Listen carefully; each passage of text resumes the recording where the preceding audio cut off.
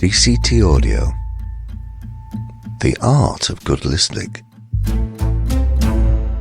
I'm just popping down to the corner shop. Can you get some milk and take the dog with you?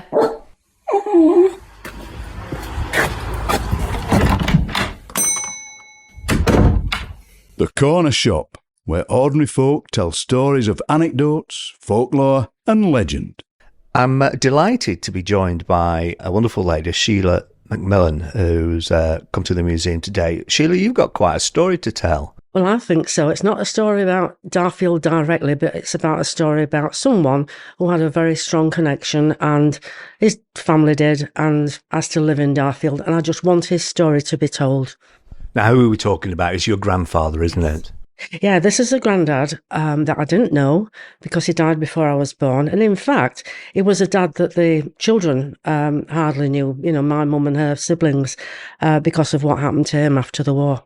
So his name's George Bradley. He was born in a little village just 2 miles or so from where we are today in the museum at Broom Hill. And he was born into quite a large family and in a very tiny house. And he seems to have been very active in all kinds of ways. He was active in the chapel. He was active in the football teams, the cricket teams. And he was also sometimes a bit active when he shouldn't have been.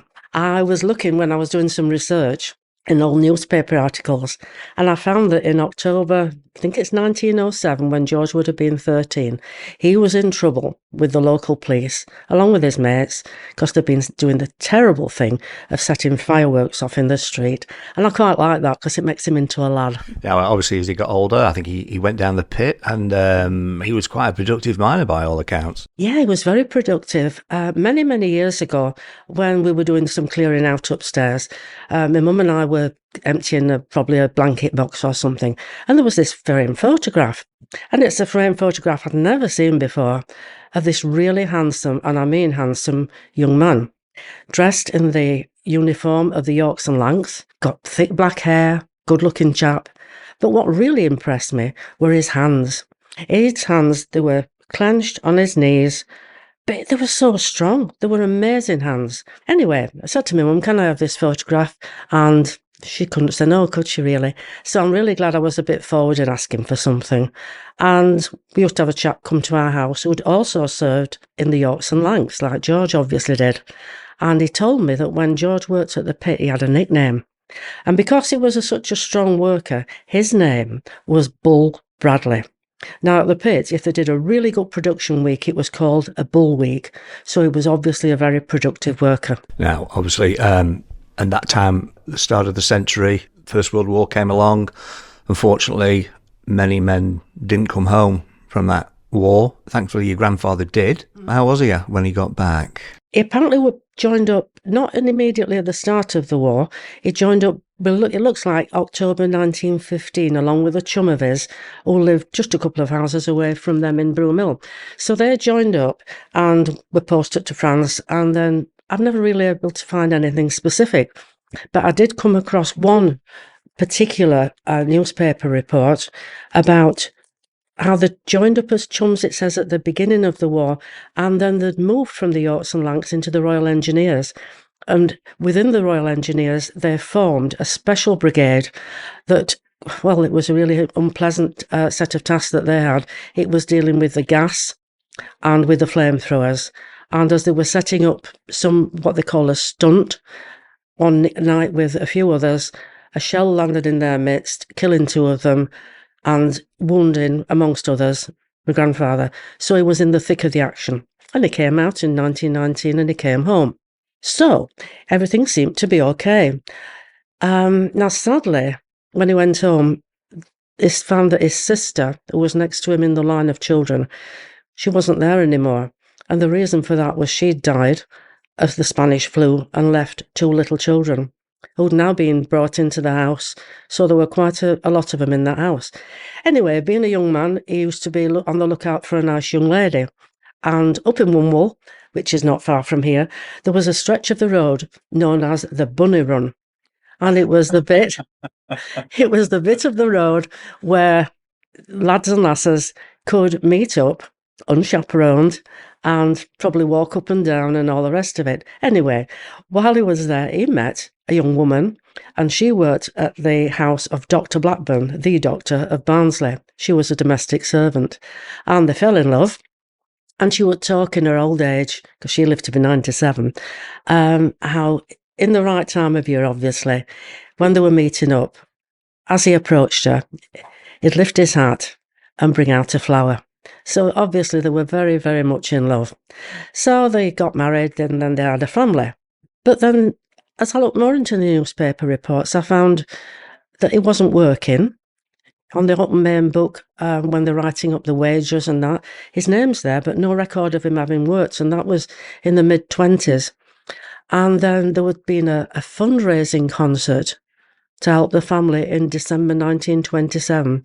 So his illness, which seems eventually to have been diagnosed as severe shell shock, was obviously really impacting their lives. By this time, they got a little house down on what we call the Dyke side, down the Darfield Bridge. So they got a downstairs room, a teeny-weeny kitchen, a bedroom and an attic. And the severe shell shock symptoms must have affected those little girls. They couldn't have got away from it. It's amazing, isn't it, that it took 9 years for those horrible things that he must have seen in the war to sort of bubble to the surface. But he must have been living with that from the day he left the army. Yeah, they wouldn't have recognised it at first. And I think the very fact he was back down the pit would be an environment that would often precipitate and bring these memories to the fore. And I can't imagine, someone once said that they used to see him like at the side of the house, but just trembling and incapacitated. Well, in 1928, he was hospitalised to quite a famous building, I believe, the Star and Garter, which was turned into a convalescent home, I suppose is the best way you could call it. And he spent the rest of his life there. Now, this is based down in Richmond in Surrey. How did that come about? Well, the local doctor, Dr. Castle, had himself been an ace flyer of types in the early Royal Air Force. And he'd been shot down and he'd been a prisoner of the Germans himself for 16 months. And I think that gave him a particular affinity and a concern for George. I really do. I think he was a very good doctor when you read about what he did generally. And so he got also London origins and no doubt connections. And I think it was through Dr. Castle, because when my mum used to go down there, which was very infrequently, she used to say, we always used to go and see Dr. Castle's mother. And she always used to give my mother this amazing gift of 2 shillings, a florin. And that was big money. Yeah. Because they were living hand to mouth. There weren't the benefits. There was nothing like that. It was a case of applying for parish relief and taking washing in and getting by. George's family must have struggled while he was in hospital, because obviously, I suppose in those days, the man was the breadwinner for the family, wasn't he? Yeah, I can't imagine it. I mean, I heard various things from my mum. Odd times she'd say things, like the time when there was a delivery of sort of charity shoes to the school, and she was given some and had to wear these shoes. And our people sometimes would be nasty, girls would, and say, you ain't got a dad, you. And she had got a dad, and she wished she'd got a dad. 1944, George passed away. So he spent a considerable amount of time in the convalescent home. And his funeral was back in Darfield, I believe, just at the height of the Blitz, I suppose. Well, it's the V1s that were being dropped on London in July, late June and July 44. Richmond itself had been bombed. So that, I think, would have precipitated. On his death certificate, it says heart attack, but obviously it's the shell shock. They call it neurasthenia, and severe general debility. In fact, when they used to visit him, they were only allowed to take him out in a bath chair and take him across. I mean, it was a wonderful situation, looking down onto the Thames and Richmond Park. So they could take him out and have some family time. And what I love and makes him so human again is my mum used to say, they always took him his favourite sweets. And actually, they're one of my favourite sweets, licorice allsorts.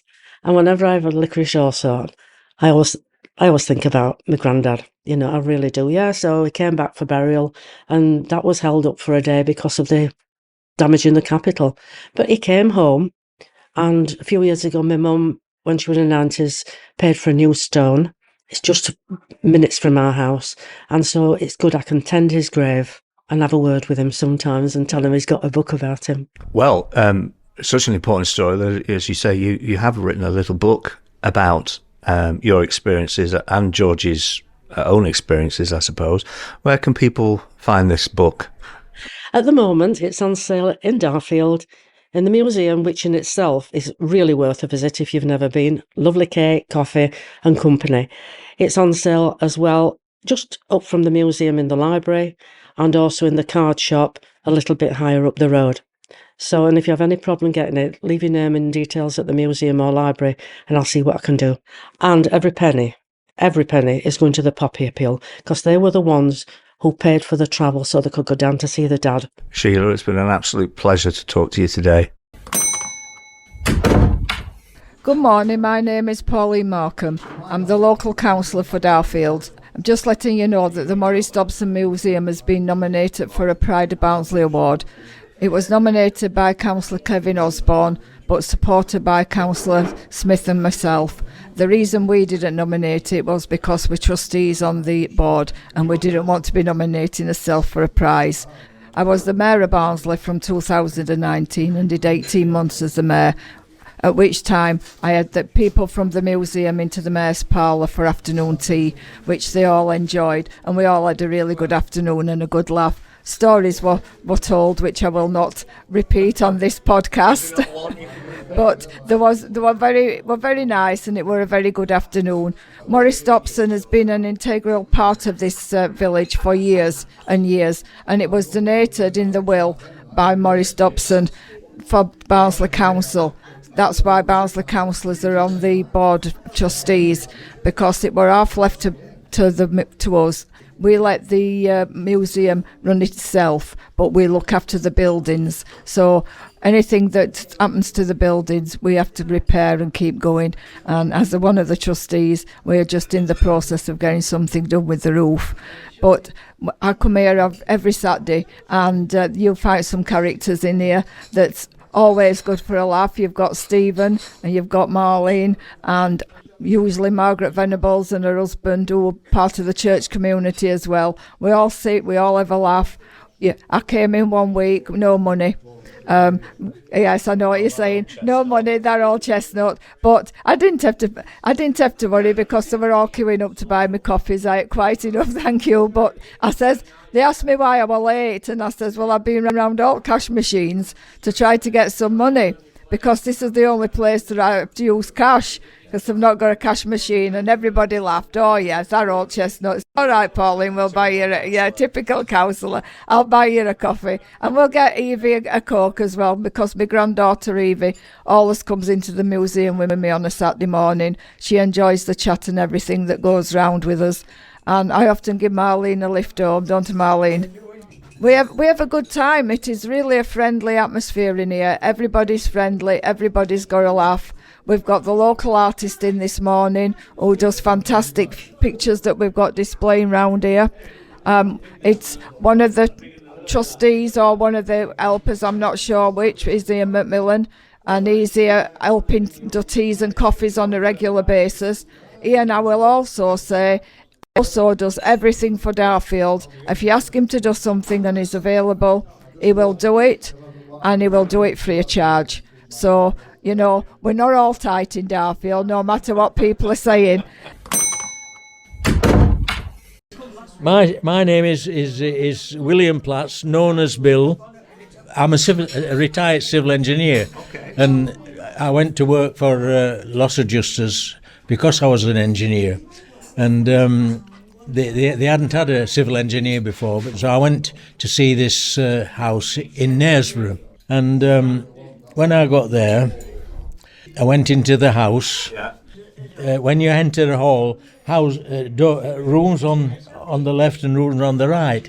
So I was invited to come in, and so I said, I need to go into every room in this house. It's 3 stories, and I was gasping for air. I said, what do you call this room? She says, I call it the cat litter room, and it was 3-inch deep cat litter.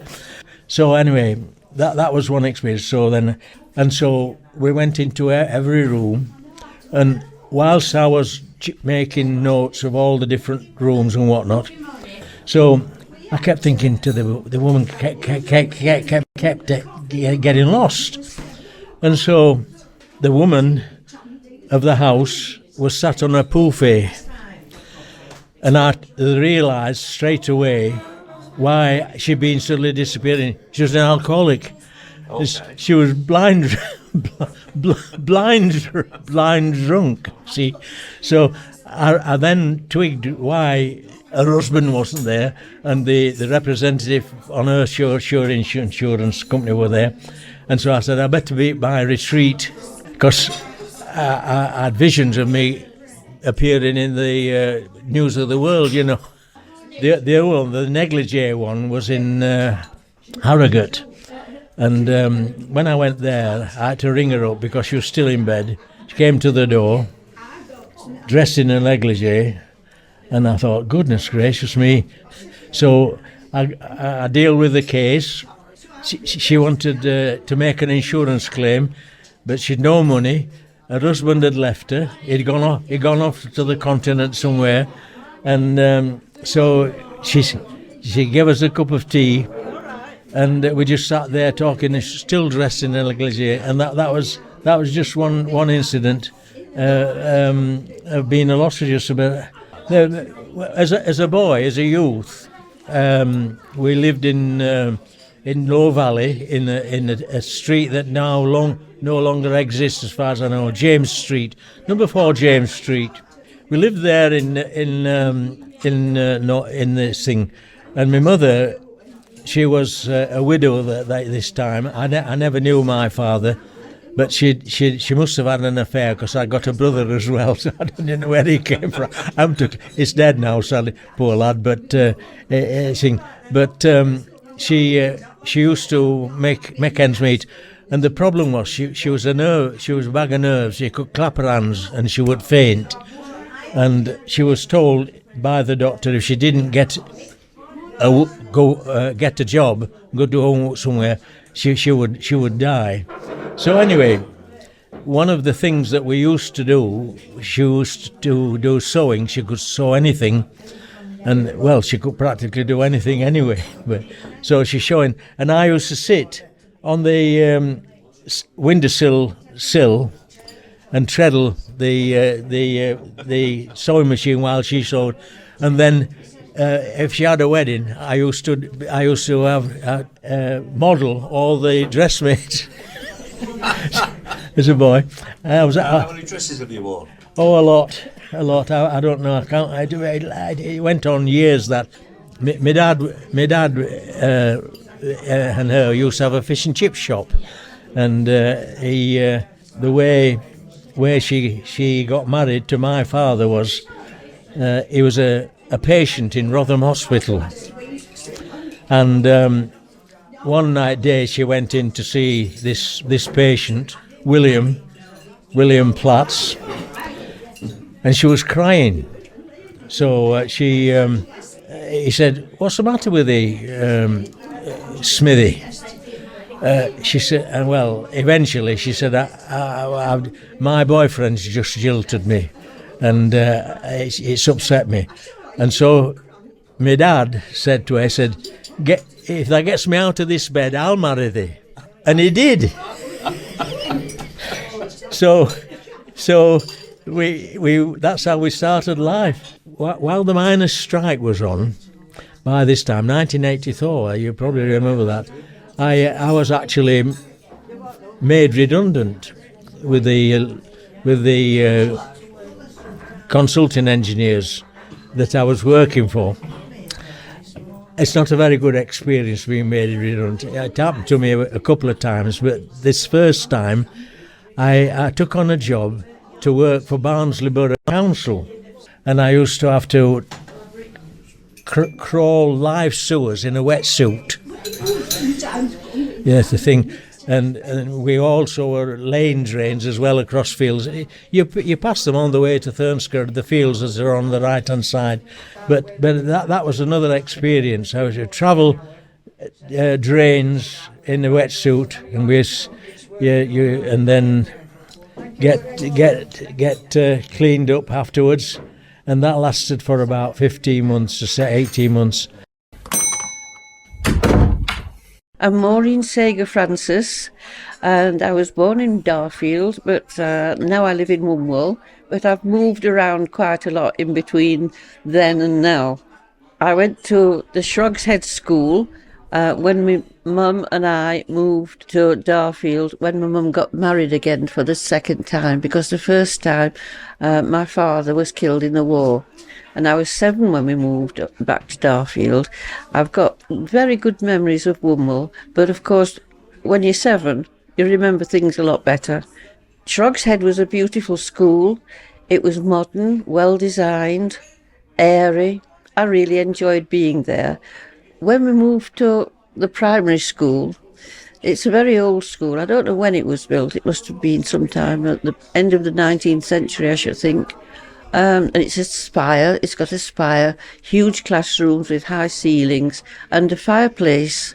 And we used to have monthly tests, and these were to encourage us to pass the 11 plus. Everything that we'd learned that month would be tested. We'd all have to get up at the end of the test, stand in the corner, and then we would be placed in order of precedence according to how well we'd done. All the bright kids sat down where the pipes were, so they were nice and warm.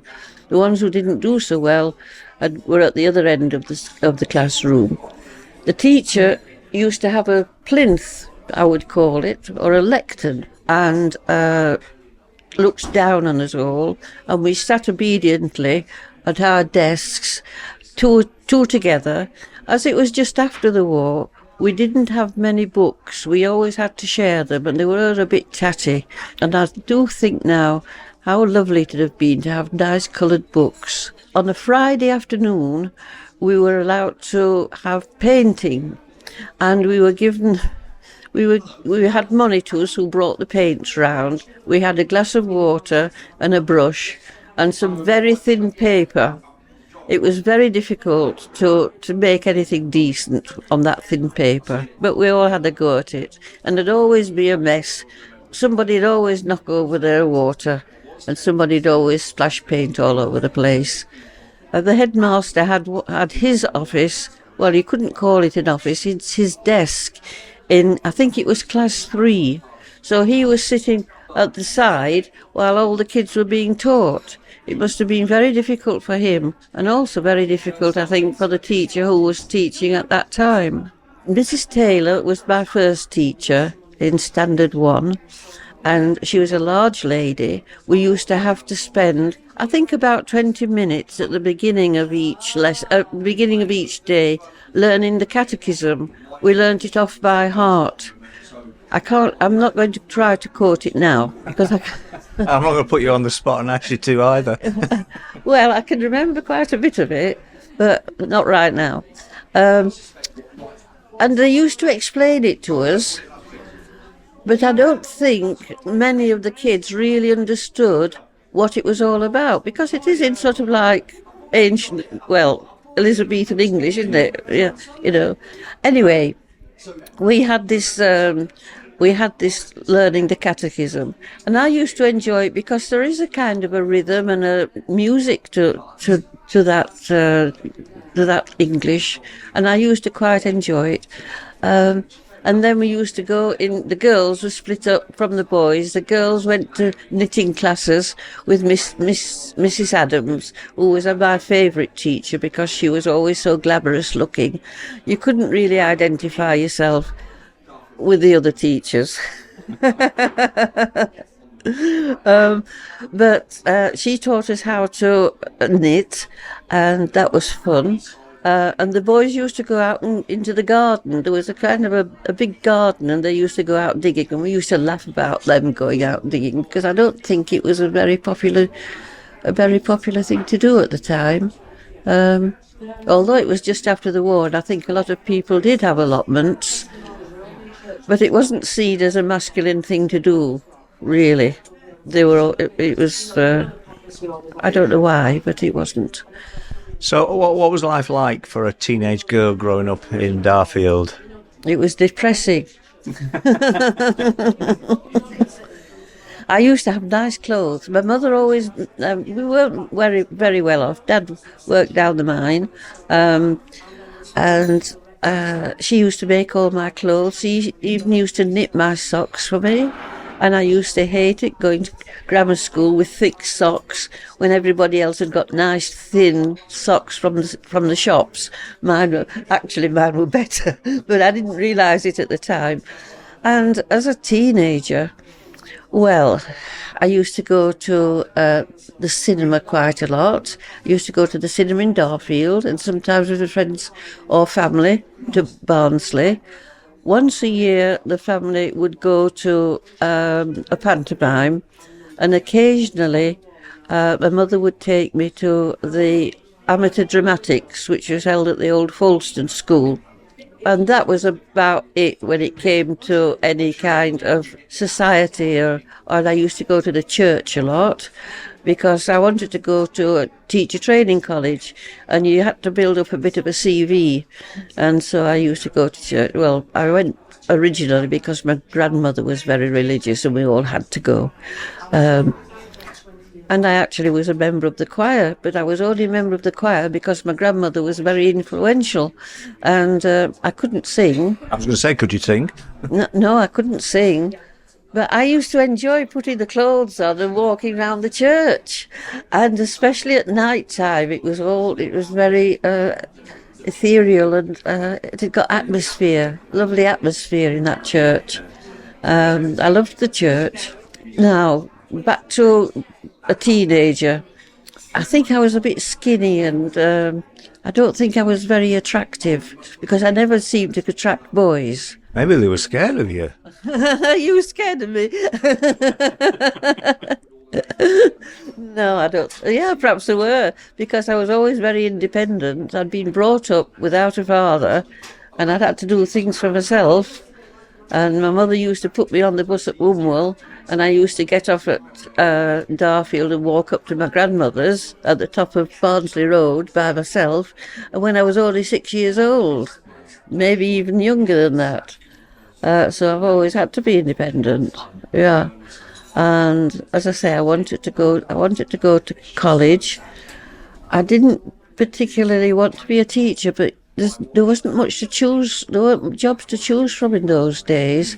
I went to Barnsley High School, and yes, I wasn't particularly happy there, but I struggled, because once I got to the second year, my parents couldn't help me anymore, education-wise.